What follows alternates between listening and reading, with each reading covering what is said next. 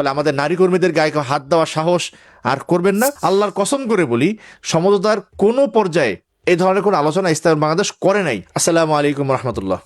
প্রিয় দেশবাসী, আপনারা জানেন যে আসন্ন ত্রয়োদশ জাতীয় সংসদ নির্বাচনে ইসলামী আন্দোলন বাংলাদেশ 258 আসনে নির্বাচন করছে। আমরা গত 20 জানুয়ারির পর থেকে আমরা প্রচারণা কার্যক্রম চালিয়ে যাচ্ছি। বিপুল উৎসাহ উদ্দীপনার মধ্য দিয়ে আমাদের নেতাকর্মীরা প্রচারণা চালাচ্ছেন এবং আলহামদুলিল্লাহ মানুষ থেকে আমরা অভূতপূর্ব সাড়া পাচ্ছি। এই নির্বাচনের প্রচারণা চালাতে গিয়ে আমরা বেশ কিছু তিক্ত অভিজ্ঞতার সম্মুখীন হয়েছি ইতিমধ্যেই। সে ধরনের কিছু অভিজ্ঞতা আপনাদের সাথে শেয়ার করার জন্য। এক নম্বর হলো যে আমাদের বিরুদ্ধে অবিরাম মিথ্যা অপপ্রচার চালাচ্ছে একটা নির্দিষ্ট গোষ্ঠী। যে মিথ্যা অপপ্রচারগুলো জনে জনে বাড়িতে বাড়িতে গিয়ে আমাদের বিরুদ্ধে ছড়িয়ে দেওয়া হচ্ছে। তেমনি কয়েকটি মিথ্যা অপপ্রচার সম্পর্কে জাতিকে সতর্ক করার জন্যই আজকে আপনাদের সামনে আসা। আপনারা জানেন, লক্ষ্মীপুরে কমলগঞ্জ রামগতি আসনে ইসলামী আন্দোলন বাংলাদেশ মনোনীত প্রার্থী আল্লামা খালিদ সাইফুল্লাহ সাহেব অত্যন্ত জনপ্রিয় এবং সর্বজন শ্রদ্ধেয় একজন ব্যক্তি। সাধারণ মানুষ তার ব্যক্তি নামের উপরেই ভোট দেওয়ার সিদ্ধান্ত নিয়েছে আলহামদুলিল্লাহ।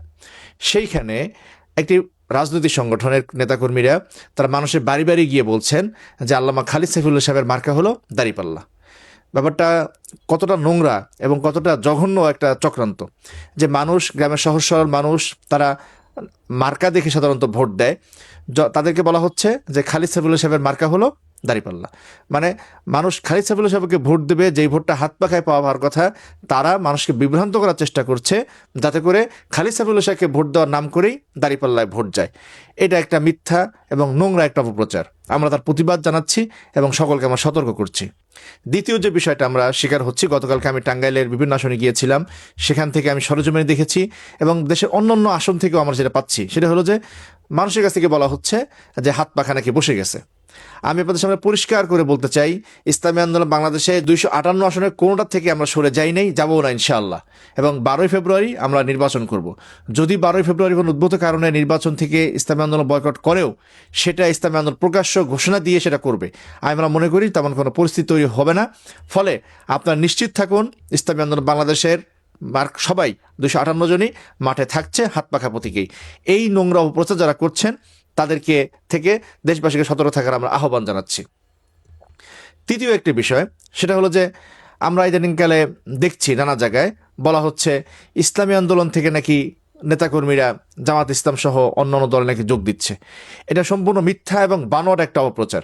এবং খুব দুঃখজনক বিষয় হলো জাতীয় মিডিয়ার অনলাইন ভার্সনগুলো তারা এই ধরনের সংবাদকে কোনো ধরনের যাচাই না করে, কোনো ধরনের ক্রস চেক না করে সরাসরি তারা ছেড়ে দিচ্ছেন। আমি আপনাদেরকে একটা উদাহরণ দিই। আমাদের ঢাকা 9-এর একটা আসনের কথা, ঢাকা 9-এর কথা বলা হলো, দাসেরকান্দিতে ইসলামী আন্দোলন বাংলাদেশের নেতাকর্মীরা নাকি জামাত ইসলামে যোগ দিয়েছে। আমরা খোঁজ নিয়ে দেখলাম তারা ইসলামী আন্দোলন বাংলাদেশের সম্পৃক্ত না।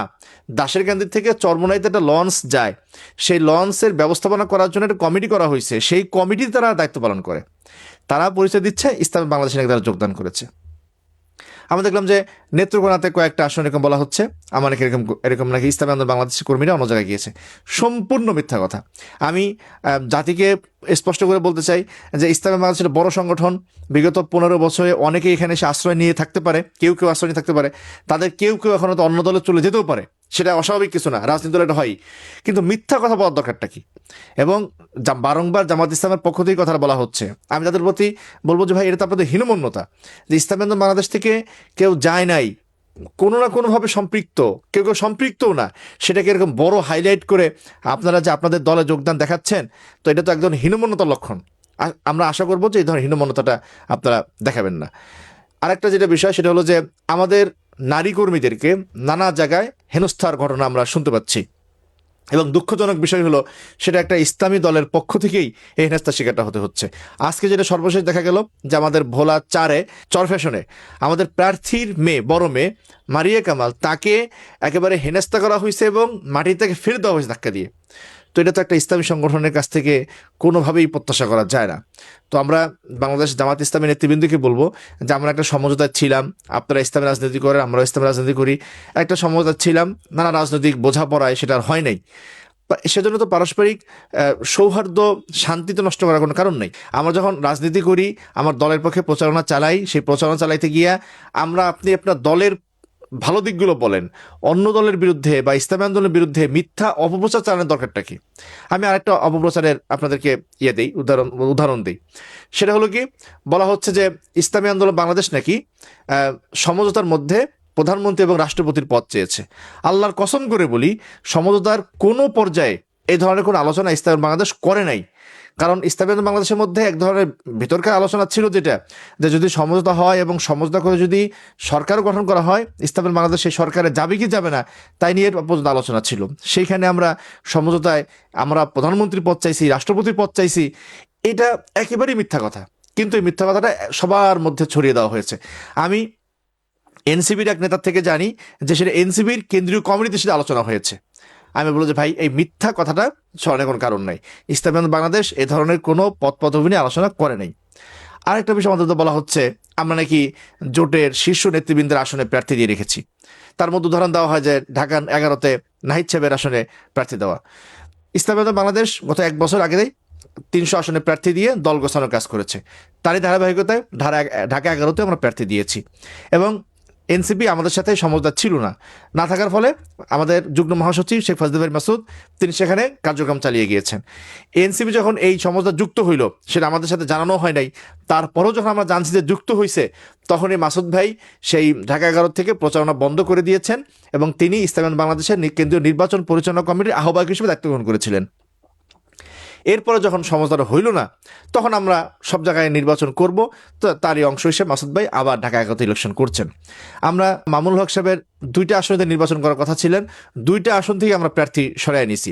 তিনি আর ঢাকা 13-তে ইলেকশন করছেন। ঢাকা 13-তে আমাদের ইঞ্জিনিয়ার মুরাদ ভাই অনেক দিন যাবৎ পরিশ্রম করছেন, তাকেও আমরা সেখান থেকে উঠিয়ে নিয়ে আসছি। ঢাকা 15-তে ডাক্তার শফিক সাহেবের আসনে ইসলামী আন্দোলন বাংলাদেশ মনোনয়ন জমাই পর্যন্ত দেয় নাই। কারণ কি, যে তিনি একটা দলের প্রধান, তার আসলে মনোনয়ন জমাই দেয়নি।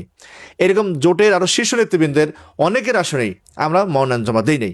তারপরেও একটা মিথ্যা কথা ছড়াই দেওয়া হয়েছে, আমরা নাকি বড় বড় এই জোটের শীর্ষ নেতৃবৃন্দ আসনে আমরা নাকি প্রার্থী দিয়েছি। তো আমি যারা এই ধরনের প্রচারণা চালাচ্ছেন তাদেরকে মনে করে দেই যে কোরআনে আয়াত রয়েছে যে লানাতুল্লাহি আলাল কাযিবিন, মিথ্যাবাদীদের উপর আল্লাহর গজব পড়ুক। আমরা আদর্শ প্রচার করতে গিয়া, দিন প্রচার করতে গিয়া, দিনকে প্রতিষ্ঠা করতে গিয়া মিথ্যা কথা বলার, অবিরাম অপপ্রচার চালানোর তো কোনো আসলে মানে হয় না। আপনারা জানেন যে কিছুদিন আগে একটা মিথ্যা প্রচারণা চালানো হইলো যে চরমোনাইতে নাকি 4,000 কোটি টাকা পাওয়া গেছে। একটা মিথ্যা ভিডিও এআই দিয়ে বোধহয় বানাইছে, সেটা একেবারে মানে বট আইডি দিয়া মুহূর্তের মধ্যে ছড়াই দেওয়া হলো। এরকম মিথ্যাচারের তো কোনো অর্থ হয় না। সেজন্য যারা এদের মিথ্যাচার করছেন তাদেরকে বলবো যে দলের জন্য, ইসলামের নামে দিয়ে যদি মিথ্যাচার করেন, আপনাকে পরকালে কিন্তু আল্লাহর কাছে জবাবদিহিতা করতে হবে। এবং আমি দেশবাসীকে সতর্ক করি যে 1 নম্বর সতর্ক করা, সেটা হলো ইসলামী বাংলাদেশ কোনো আসন থেকে সরে যায় নাই। এক্ষেত্রে সবাই অটল অবিচল থাকুন। ইসলামী বাংলাদেশ শেষ পর্যন্ত নির্বাচন করবে ইনশাআল্লাহ। দ্বিতীয় বিষয় হলো, আমরা কোনো জায়গাতেই রাষ্ট্রপতি প্রধানমন্ত্রীর পদ চাইছি, এটা সম্পূর্ণ মিথ্যা কথা। এবং জোটের শীর্ষ নেতৃবৃন্দ আসনে আমরা প্রার্থী দিয়েছি, এটাও সম্পূর্ণ মিথ্যা কথা। ফলে দেশবাসীকে বিভ্রান্ত না হওয়ার অনুরোধ করব। এবং আমাদের নারী কর্মীদের প্রতি কেউ কেউ যে সহিংস হচ্ছেন, তাদেরকে আমি সতর্ক করে দিতে চাই যে ইসলামের ইতিহাস রয়েছে যে আমার বোনের গায়ে, মায়ের গায়ে তাদেরকে যে হাত দেওয়া হয়, ইসলাম কিন্তু তাদেরকে সহ্য করে না। ফলে আমাদের নারী কর্মীদের গায়ে হাত দেওয়ার সাহস আর করবেন না, এটা আমরা প্রত্যাশা করি। এবং মিথ্যা অপপ্রচার থেকে বেঁচে আমরা দিনের কাজ করে যাই। আল্লাহ তাআলা সেই তৌফিক দান করুক। আমা আলাইনা ইল্লাল বালাগ।